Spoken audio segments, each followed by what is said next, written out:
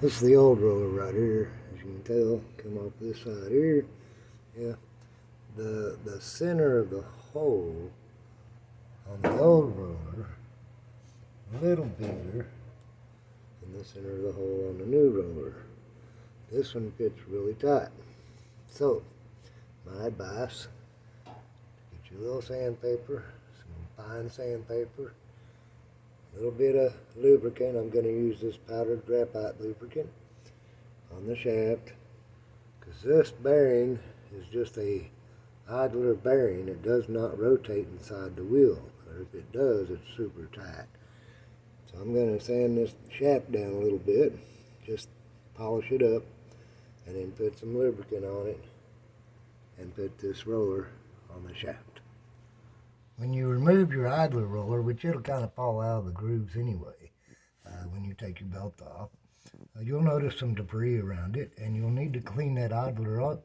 I used 409 paper towel and got the most debris off, and then I used a little bit of 409 and this wet dry sandpaper, lightly rubbing it. You don't want to scar it, but get all the debris off that idler wheel so it doesn't wear out your belt.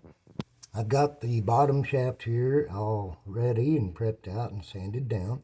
Now I'm about ready to put the graphite to it and put the wheel on it.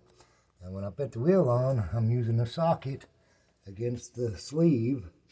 Do not pound on the plastic or on the rubber with a hammer, but use the socket. Find you a socket that'll fit over the shaft, and you can drive that wheel right back on to the shaft.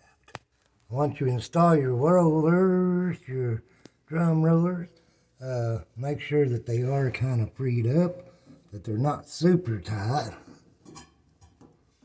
They ought to be snug. You don't want them pre-rolling, but this one here is a little bit tight. So, but I think it might wear in. It does move. Again, a little socket just to fit this clip.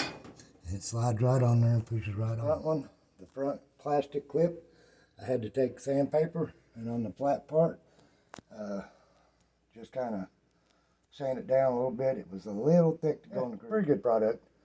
Yeah, can I recommend it? Well, I think so. It's not the best of the best. So, my Kenmore dryer is no more thumping around. It's good to go. Don't forget to connect your door switch plug before you put your top down and put your screen screws back in. Anyways, good to go. Everything's lining up. Everything looks good. Nice and quiet again. Good old dryer. Kenmore.